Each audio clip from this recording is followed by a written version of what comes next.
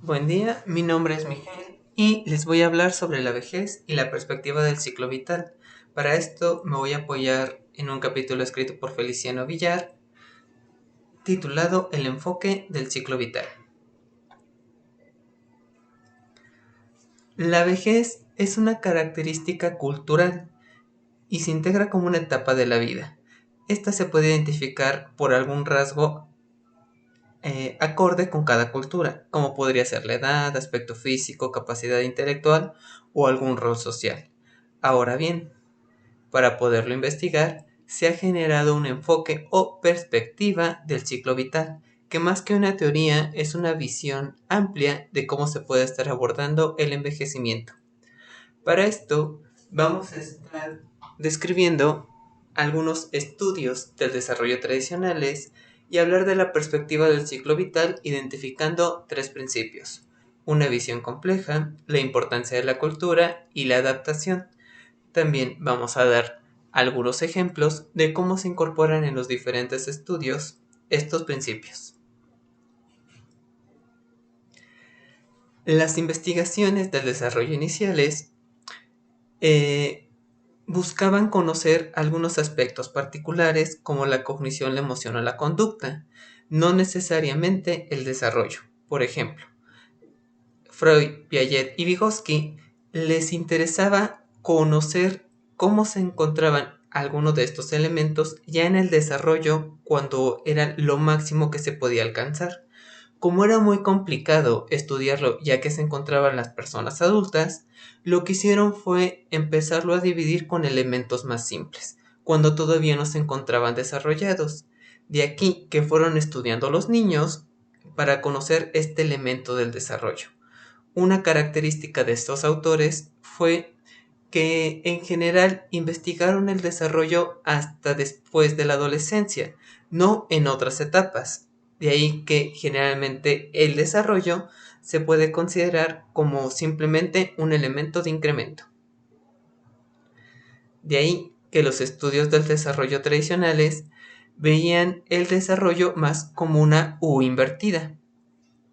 Es decir, consideraban que en la edad al inicio se iban a ir adquiriendo una serie de habilidades, se iba a llegar a un punto máximo y después iba a descender. Otra forma de decirlo es, se iban a encontrar con ganancias. Conforme iba incrementando la edad, después se iban a presentar pérdidas. Esta fue una visión general en los estudios del desarrollo tradicionales. Con la perspectiva del ciclo vital, parte de estudios longitudinales donde seguían a las personas, a un mismo grupo de personas por largo tiempo. En Estados Unidos estaba Hans Tomahoe y Warner Shai, mientras que en Alemania Paul Waltes, persona que ha sido reconocida en diferentes lugares por sus estudios sobre la perspectiva del ciclo vital. Ellos se pusieron de acuerdo y estuvieron generando esta visión o esta perspectiva del ciclo vital en donde proponen que hay una visión compleja, dicen es muy relevante la cultura y también la adaptación. Cuando se habla de una visión compleja, lo primero que ellos especifican es la meta no solamente va a ser el crecimiento, sino un funcionamiento óptimo. Lo óptimo se refiere a lo más que se puede alcanzar, pero el funcionamiento parte de un objetivo en particular, es decir, una meta que se tiene para un contexto en específico. De ahí que no solamente va a ser un crecer, crecer, crecer o obtener cosas, sino es poder estarse adaptando a un entorno, estar funcionando o llegando a la meta adecuada en un entorno determinado. Para esto, los autores también proponen tres diferentes conceptos. Dicen, no solamente va a haber ganancias, sino también se van a presentar y pérdidas, sino también un mantenimiento, es decir, va a haber un periodo de estabilidad en algunos de estos procesos. Si bien consideran que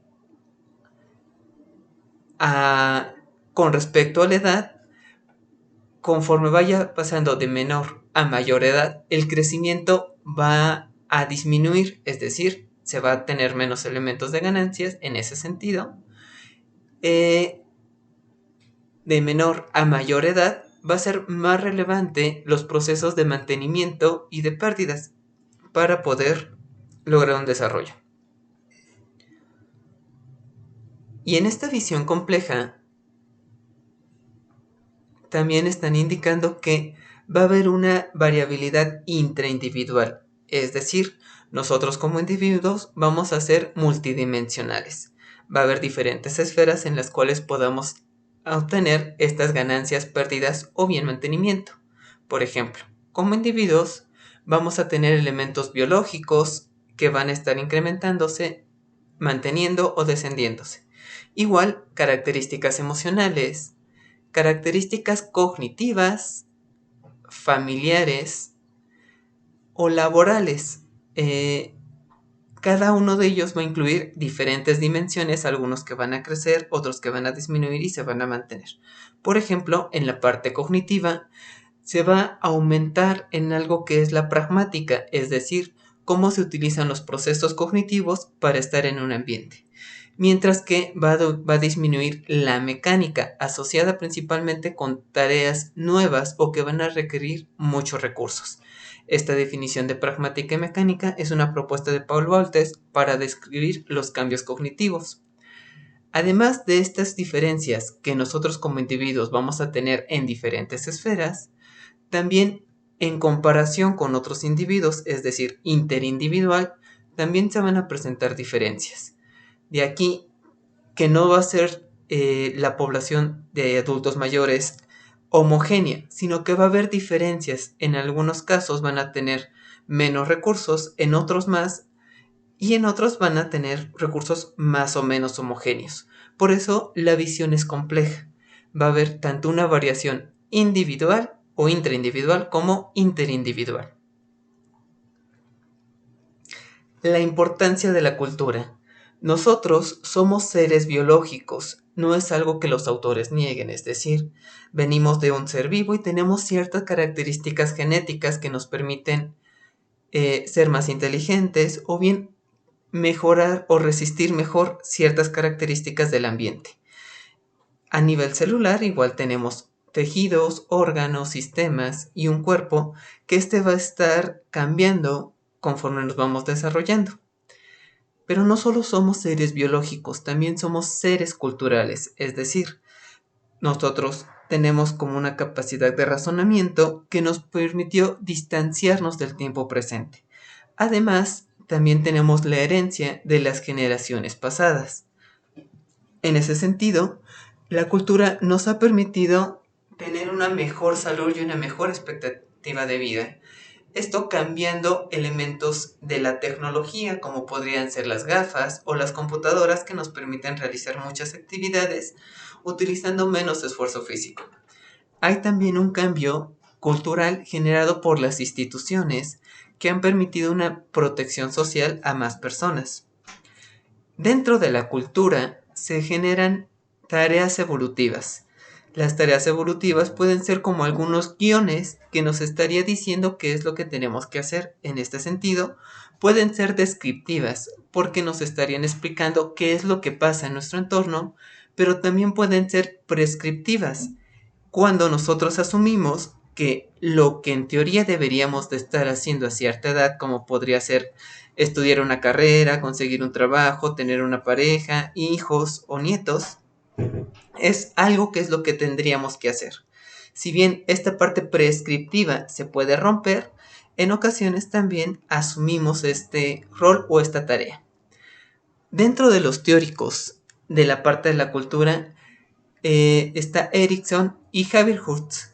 Erikson es un psicoanalista que, en comparación con Freud, no se centró solo en el desarrollo del niño, sino que incorporó el desarrollo en diferentes etapas, el desarrollo a lo largo de toda la vida, y no solamente en un elemento psicológico, sino también considerando una interacción social. Dentro de dos etapas que él marca de los 30 a los 60 años, uno es la generatividad y de más de 60 años habla de una integridad y habla de cómo las personas van a estar generando como algunos conflictos internos para poder lograr un desarrollo social. En el caso de la generatividad, es una lucha entre poder darle cosas a las personas, poder desarrollar un mundo donde otras personas puedan estar, o bien estancarse a su vez como personas y no poder lograr el desarrollo. Si bien Erickson al principio lo marcaba de los 30 a los 60 años, en unas versiones posteriores, cuando también la calidad de vida mejoró y la expectativa de vida fue mayor, la generatividad se ha retomado, de hecho Villar la retoma, para explicar después de los 60 años cómo es que las personas pueden seguir contribuyendo a la sociedad y a través de esta contribución pueden tener un desarrollo personal. Y la idea de la integridad frente a la desesperanza es poder estar integrando todo lo que ha pasado en su vida para saber que fue algo satisfactorio. Si es que no lo llega a realizar, va a empezar a sentir miedo hacia la muerte o una desesperanza hacia la muerte. Es este conflicto ya en esta última etapa de la vida en donde tiene que integrar estos recursos. Javier Hus lo que realizó fue un estudio más identificando algo descriptivo, de ahí que se pueden con él identificar algunas tareas evolutivas más específicas. De los 30 a los 60 años, por ejemplo, esperaba que fuera la idea de tener hijos, tener una responsabilidad cívica, alcanzar alguna meta profesional, desarrollar alguna actividad de ocio adulta, relacionarse con la pareja y estar aceptando cambios fisiológicos de la mediana edad, así como adaptarse al envejecimiento de los padres. Mientras que de los 60 años en adelante sería estar adaptándose a los elementos que se encuentran en pérdidas, por ejemplo, la fuerza física y la salud, pero también adaptarse a un nuevo rol social como sería la jubilación, tener entonces también más tiempo de vida y con ello buscar nuevas relaciones sociales, estarse adaptando a la muerte de los seres que se encuentran alrededor, que también empieza a pasar en esta etapa de la vida. Estas son algunas tareas evolutivas que se esperarían de manera descriptiva encontrar. Hay que tener cuidado entonces que no quiere decir que esto sea algo prescriptivo, algo que se deba de hacer. Cada persona a su vez puede asumirlo o bien puede romper con estos patrones que estarían proponiendo los autores.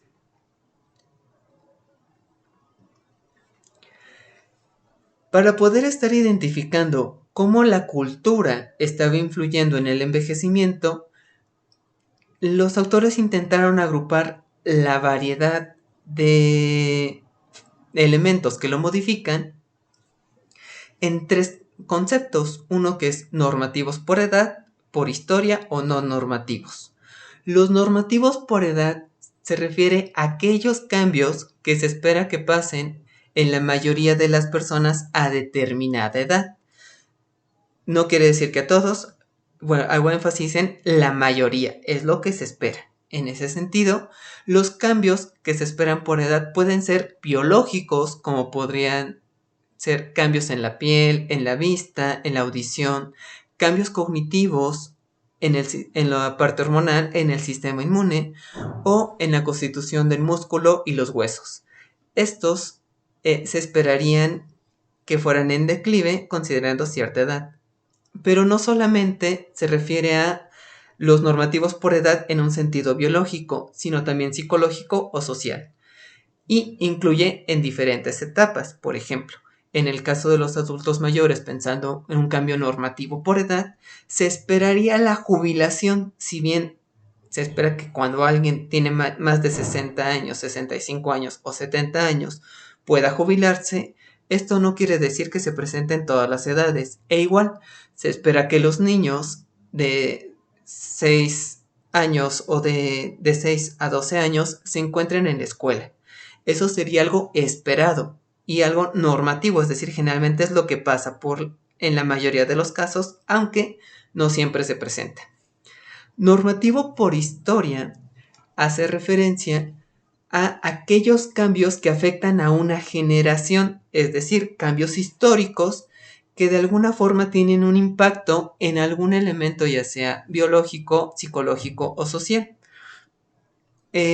Por ejemplo, cuando se generaron las vacunas, hubo un descenso en la muerte de los niños, pero esto no solamente ha hecho que haya menos muertes en los niños, sino también ha sido una de las razones por las cuales se ha generado un aumento de los viejos a nivel mundial por esta mejora en los sistemas de salud. Por otro lado, cambios como los anticonceptivos ha permitido también a las mujeres el tener como mayor control con el índice de natalidad, y al poder realizar esto, junto con otros cambios sociales, ha permitido el acceso a las mujeres cada vez a una oportunidad de ingresar al trabajo, de empezar también estudios universitarios, y esto ha dado una mayor movilidad en comparación con la que tenían en generaciones anteriores. Ha habido otros cambios que no solamente son de tecnología, sino también son de los valores. Cuando anteriormente se consideraba que cuando se elegía a una pareja, esta era para toda la vida, aunque muchas veces las parejas pasaban en momentos de infidelidad o estaban en situaciones no muy cordiales entre ellos, se mantenían unidos. En otros casos, los elementos normativos por historia pueden influir, como en situaciones como puede ser una guerra, hablando de la Primera o de la Segunda Guerra Mundial, en el cual después de la Segunda Guerra Mundial se tuvo como una visión de mundo muy diferente y se empezaba a cambiar como un rol tan muy autoritario por empezar a hacer algo más flexible. O bien pueden ser situaciones de epidemia que afectan a varias naciones, como podría ser el caso actualmente del coronavirus, en el cual también ha sido algo que no se ha presentado en otros momentos, si bien es una epidemia, ya ha habido varias epidemias anteriormente. La característica de esta es la facilidad que tenemos como sociedad de podernos trasladar de un lugar a otro en cuestión de horas. Esto ha hecho que la epidemia se incremente considerablemente o que pueda transportarse a diferentes lugares con mucha facilidad. Además, los cambios de la tecnología también han sido una forma diferente de vivir esta epidemia, tanto para poder generar una cura como para poder adaptarnos a ella, vivir o seguir haciendo actividades a pesar de que tengamos que estar en nuestras casas.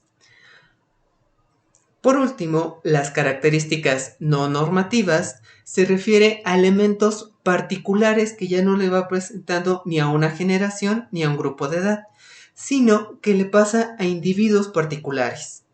Estas ya son cómo estaría variando ya sea en individuos particulares o en pequeños grupos, como podría ser el cierre de una empresa. Si bien el cierre de una empresa podría afectar tal vez a 100 o 500 personas, esto es muy poquito comparado con millones. Y este cierre de la empresa puede tener cierta repercusión en algunas personas que tal vez ya buscaban o ya tenían asegurado cierto trabajo y se dieron cuenta que no.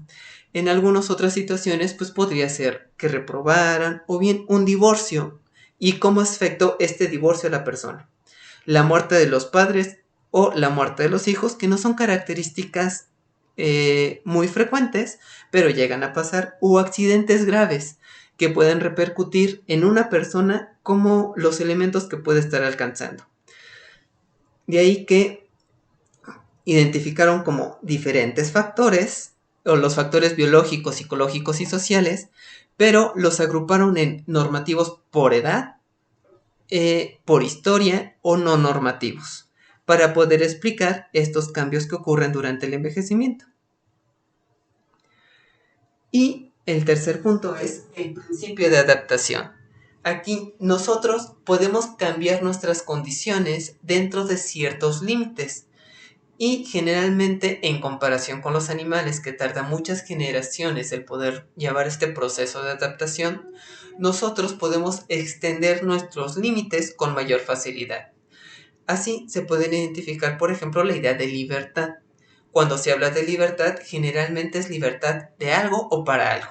En la visión negativa, es decir, una libertad de algo que nos oprime o queremos algún permiso para poder empezar a realizar cosas, como podría ser emprender un negocio y necesitamos una libertad de poderlo ejercer. O bien una libertad para, esto es, una libertad activa en el sentido que nosotros estamos requiriendo recursos o generando recursos para poder a su vez estar obteniendo cosas y pues emprender ciertos proyectos. Un concepto importante para hablar de la adaptación es la plasticidad o la flexibilidad, que sería esta capacidad que tenemos de poder cambiar el cómo somos o ciertas de los elementos. En algunos casos, las funciones no necesariamente cambian, pero sí cambiamos la forma en la cual las utilizamos. Y en esta plasticidad pueden existir varias formas de hacerla. En algunos casos pueden ser elementos internos, algunas características como nuestra capacidad de cambiar de elección una vez tomada, o otras bien pueden ser externas, algunas condiciones del contexto que facilitan que podamos adaptarnos en mayor o menor medida. Por ejemplo, en la característica de la cognición, nosotros tenemos o se propone que hay un umbral bajo, es decir, lo mínimo a lo cual podríamos alcanzar, y algo máximo. Dentro de esto se puede decir que hay un rango entonces mínimo y máximo. Como individuos, nosotros podemos seguir diferentes circunstancias, también considerando los elementos genéticos. Así, si bien se puede partir del mismo punto, puede haber alguien que sea muy inteligente y que se le haga muy fácil estar adquiriendo cosas. Además, a su vez, sigue estimulándose y va a alcanzar un máximo del umbral de lo que puede llegar. Por otro lado, puede haber otra persona, por ejemplo, alguien con síndrome de Down, que tiene menos recursos y a su vez también va a estar estimulándose menos. Y su desarrollo va a ir generando a un umbral inferior.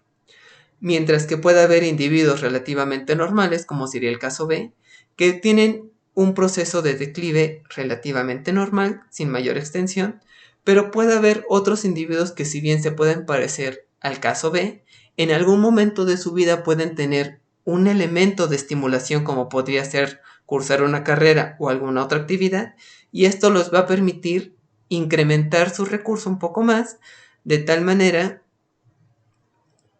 que van a mantener un mejor rendimiento cognitivo. Y la meta, en todo caso, por ejemplo, hablando del desarrollo cognitivo, no se refiere a que se alcance siempre el máximo, sino a evitar el mínimo, es decir, cuando se pierda la funcionalidad. Si se pierde la funcionalidad a mayor edad, eso será mejor, porque las personas entonces tenemos más años, pero no solo más años de vida, sino más años de vida que podemos disfrutar. Esa sería la meta de tener un buen desarrollo cognitivo. Malthus, para hablar de este proceso de adaptación, propone el modelo SOC, o modelo de selección, optimización y compensación. Este es un modelo amplio que se ha estado utilizando como una visión general de cómo las personas se pueden estar adaptando al entorno. Se ha empleado también en las empresas o en la escuela para generar cómo las empresas pueden estar mejorando y llevar a un rendimiento óptimo. Para esto, cuando se habla de selección, la idea básica es elegir una meta. Y esto va a cumplir una función o bien va a tener una ventaja.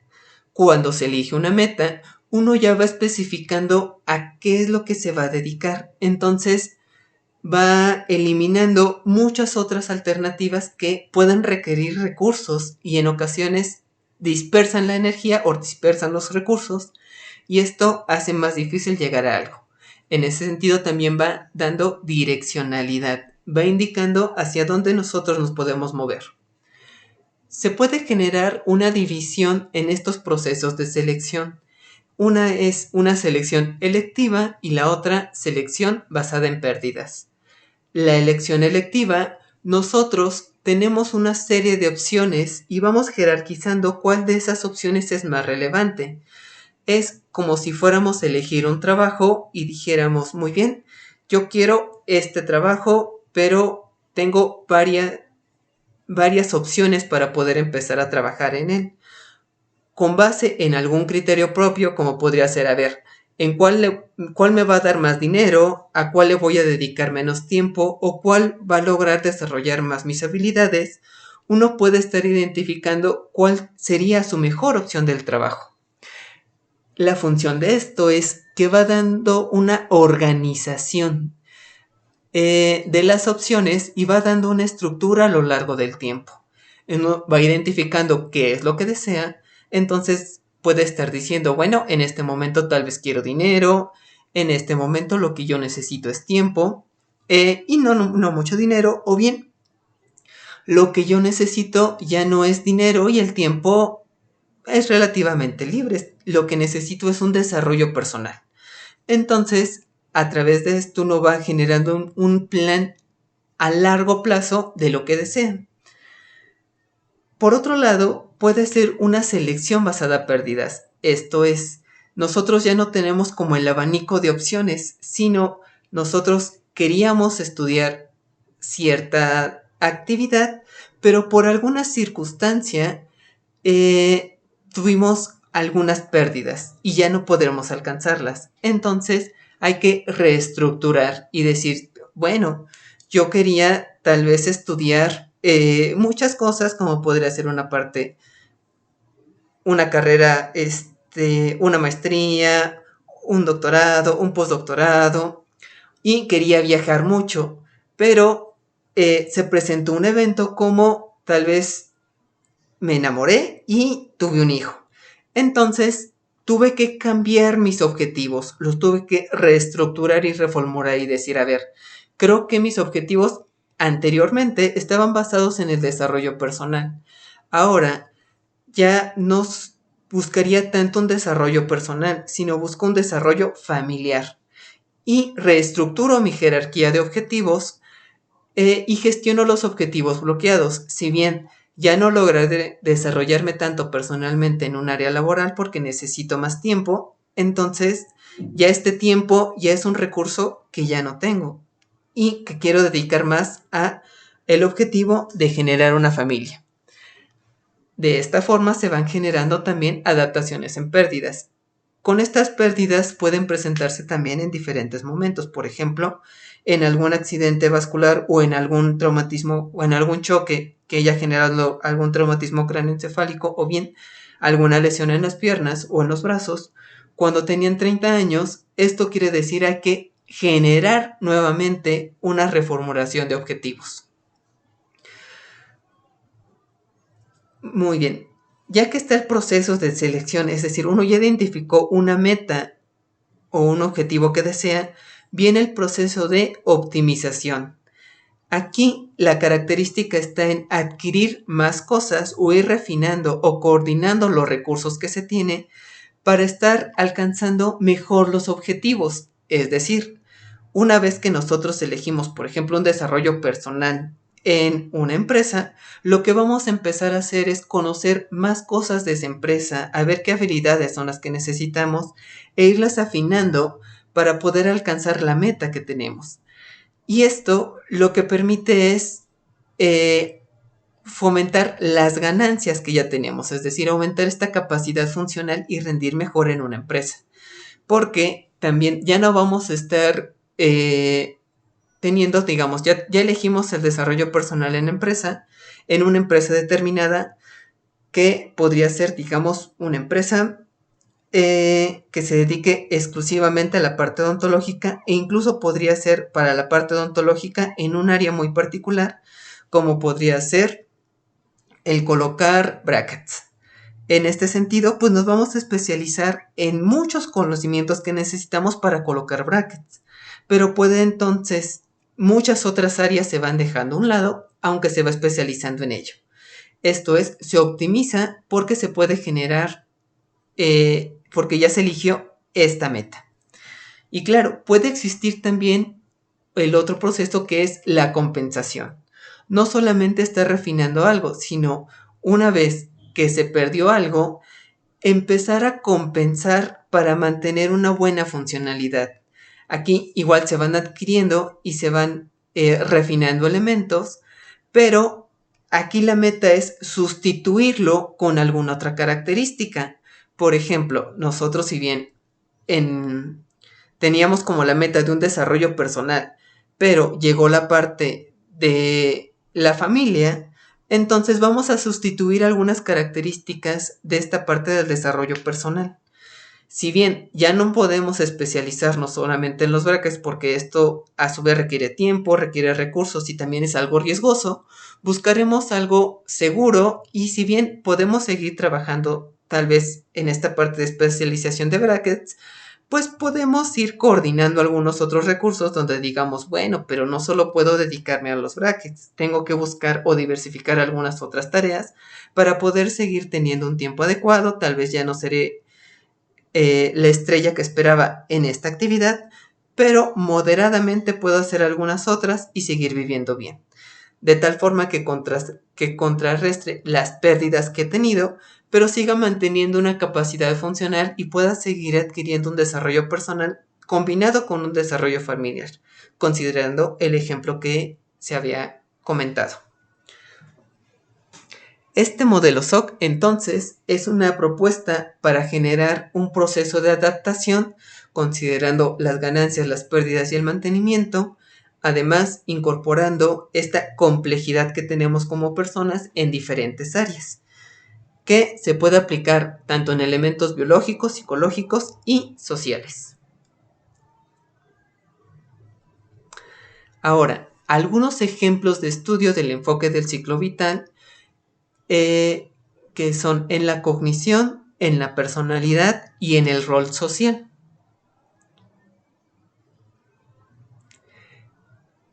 En la parte cognitiva, un cambio de este enfoque de la perspectiva vital, del ciclo vital, fue empezar a estudiar la cognición no solo a través de una parte transversal, es decir, comparando adultos y jóvenes o viejos y jóvenes de una generación, porque a través de las generaciones pues se ha visto cambios. De entrada hay un mejor sistema de salud y pues las generaciones actuales tienen una mejor condición en comparación con las generaciones anteriores. De ahí que esto pues era un poco tramposo. Con esto se fueron haciendo estudios de corte que fueron siguiendo a las personas el cómo envejecían. Hay algunos que de hecho han hecho seguimientos de 60 o de 70 años que han pasado de como herencia, por decirlo de alguna manera, de investigador a investigador para seguir estas cortes. Se han hecho divisiones, Paul Voltes propone esta, de la mecánica y la pragmática de la cognición. La pragmática se refiere a lo práctico o cómo se usan las funciones cognitivas, mientras la mecánica se refiere a procesos relativamente nuevos que se evalúan con pruebas cognitivas. Se ha visto entonces que los procesos cognitivos no son homogéneos en la vejez, sino que van cambiando. En el dibujo se pueden encontrar algunos procesos cognitivos que van decreciendo. Estos son la memoria de trabajo, la velocidad de procesamiento, principalmente, que estos decrecen de hecho desde los 20 años de edad. Sin embargo, hay otros procesos cognitivos, como puede ser el conocimiento de las palabras o los sinónimos, que estos siguen en aumento a lo largo de toda la vida. Incluso después de los 60 o 70 años pueden también seguir creciendo. Además de estos elementos cognitivos que se evalúan con las pruebas estandarizadas, las personas en las actividades se van ajustando de diferentes maneras. Esta compensación podría ser, por ejemplo, en pianistas o en secretarias que realizan ciertas estrategias para poder rindiendo cuando son mayores exactamente igual que cuando son jóvenes. Por ejemplo, los pianistas lo que realizan es en las músicas que van muy rápido, sus dedos ya no pueden alcanzar la velocidad requerida. Sin embargo, cuando tocan un concierto, las versiones lentas o la parte lenta de la canción la van tocando más lento. Y de tal forma que cuando llegan a la parte rápida, si bien no alcanzan la velocidad esperada, en este contraste de la velocidad rápida y lenta, no se llega a percibir esta diferencia. También hay otros estudios que hablan de sabiduría. Es decir, ya no solo hablan de una parte de inteligencia, sino de cómo se utilizan estos recursos para estar en un ambiente. Cómo se negocia con esta parte interpersonal, o cómo uno va negociando, o cómo va uno conociéndose más para saber qué es lo que prefiere. Esto requiere o parte de la experiencia y cómo se van conociendo. Son otras áreas que se van explorando dentro de la cognición y que se habla de esta parte de complejidad y de la influencia cultural que puede estar ejerciendo. O de los elementos normativos que van cambiando estos elementos cognitivos. Del self. Del self o la personalidad se pueden diferenciar dos diferentes características. Uno, el self como un objeto. Como un objeto se puede identificar una parte cognitiva que son los esquemas o los referentes que tenemos de nosotros mismos. Esto es, nuestro autoconcepto o nuestra autoestima. Se considera como un objeto porque es algo estático y generalmente solo se mencionan algunos rasgos que están más o menos estabilizados. Que esto se contrapone con el self como organismo, que el self como organismo habla de un ser vivo que constantemente se está actualizando, es decir, en tiempo presente vamos a considerar si elementos del pasado y elementos de lo que esperamos para estar constantemente actualizando el cómo somos. En este sentido es interpretamos, conocemos y actuamos para estarnos autorregulando en el ambiente y afrontar y establecer metas con los recursos que tenemos. Los estudios que se han basado con respecto al envejecimiento hablan más del ser como organismo y de estar generando como una historia de lo que es nuestras vidas. Es decir, si bien podemos tener una historia en presente con ciertas características de cómo somos, esta historia también a lo largo de la vida se puede mantener o bien puede estar cambiando el cómo nos visualizamos. En el caso de los adultos mayores se ha propuesto incluso la paradoja de que los viejos son más felices que las personas que tienen 40 años y dicen, bueno, ¿cómo es posible que alguien que tenga 60 años, que en teoría está perdiendo amistades, que está perdiendo trabajo, y una capacidad biológica, pueda ser más feliz que alguien de 40 o de 30 años que en teoría debería de estar como en lo máximo? Y aquí lo que dicen pues es que la evaluación del self es subjetiva. Nosotros constantemente estamos buscando metas dentro de nuestro rango de acción. Vamos asimilando y acomodando estas ganancias y estas pérdidas. Y de tal manera que nosotros podemos reducir la ambición, es decir, alguien de 30 a 40 años, tal vez su meta sea muy alta, ganar mucho dinero, cuando a los 60 años ya la meta ya no es ganar tanto dinero, sino van cambiando y la meta dice, bueno, creo que va más enfocado en un desarrollo personal o a dejar otras cosas para las siguientes generaciones. Cambia el estándar de comparación, uno ya no busca compararse o a los 30 o a los 20 años, por ejemplo, uno se puede comparar con las estrellas que ven en la tele o que ven en YouTube. Y conforme se va creciendo, ya la comparación ya es diferente. Ya las reglas van generando ciertos cambios. De tal forma que esto puede dar cierta flexibilidad en donde uno puede cambiar las metas y no necesariamente quiere cambiar las tareas o unas otras de las tareas tan arduamente. Pero cambiando estas tareas uno puede seguir siendo feliz o acoplarse con este elemento del ser. Por último, en las relaciones sociales también se pueden estar generando diferentes cambios. Aquí, si hay algunas teorías sociales, por ejemplo, hablaban de un rol social o una tarea por jubilación o la muerte de los hijos o la tarea o la parte del cónyuge, que se tienen que estar aceptando. Aquí solamente se habla, o hay una teoría que es la teoría de la desvinculación. Esta teoría lo que propone es, conforme va aumentando la edad, lo que van a hacer las personas es estarse aislando y distanciando. Esto tiene como cierta característica que uno dice, sí, está muy bien. Se puede ver, por ejemplo, El hombre en la playa, el cual es una pintura que se ve a la persona descansando. No se esperaría que esta persona fuera nadando porque ya se ve algo cansada, entonces que estuviera teniendo o nadando durante horas, pues no sería lo idóneo. Además, por la cantidad de ropa, generalmente las playas de México son cálidas, pero en playas más al sur hace más frío, entonces aquí se puede ver una persona que también está arropada, que ya no busca también como esta experiencia, e incluso la posición en la cual se encuentra la silla. Pensando en las guías que nosotros tenemos culturalmente dando por la escritura, que la escritura generalmente parte de la izquierda hacia la derecha, tendemos más a centrarnos de pasado a futuro en ese mismo orden, de izquierda a derecha. Y aquí el personaje se encuentra mirando hacia la izquierda, como haciendo una reflexión del pasado, de lo que vivió, de las experiencias que tuvo. Y ya haciendo más como este elemento de integración que se hablaba con respecto a los roles de la vida. Si bien en la teoría de la desvinculación es de utilidad para explicar cómo algunas de las personas se alejan ya cuando tienen una mayor edad o bien cuando tienen muchas enfermedades, se ha visto que no solamente este es el rol social que cumplen. En este sentido, Javier Hus propone la teoría de la actividad, que lo que estaría diciendo o la base de esta teoría es, si una persona fue activa de joven, también va a ser activa de mayor, no tiene por qué cambiar su rol social conforme va pasando esta parte de la edad.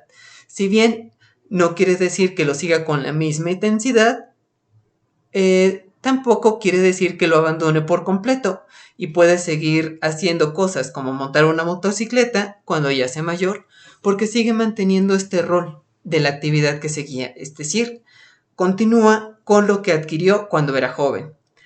Hay otras teorías en las relaciones sociales, como la teoría del horizonte de vida, la cual se ajusta un poquito con el modelo SOP, en lo que parte de sigue los adultos mayores, ya no es que solo se aíslen de las personas, ni es necesariamente que continúen con el rol, sino buscarían una selección de metas apropiada para lo que ellos quisieran. La teoría del horizonte de vida estaría indicando que cuando el horizonte de vida se ve mayor, es decir, cuando uno tiene una expectativa de vida amplia, entonces lo que va a hacer es acumular información. Pero cuando la expectativa de vida es menor, lo que va a hacer es centrarse en características que fomenten el bienestar. Esto no solamente se aplica para los adultos mayores, también en personas que tienen, por ejemplo, cáncer, ya no se centran tanto en obtener recursos para un largo plazo, sino se centran en identificar algunos recursos y hacer actividades que para ellos les causan satisfacción. Ya podría ser terminar una carrera o bien buscar una relación cercana. Esto porque el horizonte de vida se acorta. Quiere decir, las metas se van ajustando, los roles sociales se van ajustando dependiendo entonces de este horizonte de vida que podamos tener. Y esto va generando una mayor complejidad a los roles sociales que pueden jugar las personas también en la vejez. Muy bien, esta es la referencia completa del texto que sirve de apoyo para esta presentación. Muchas gracias por escucharme.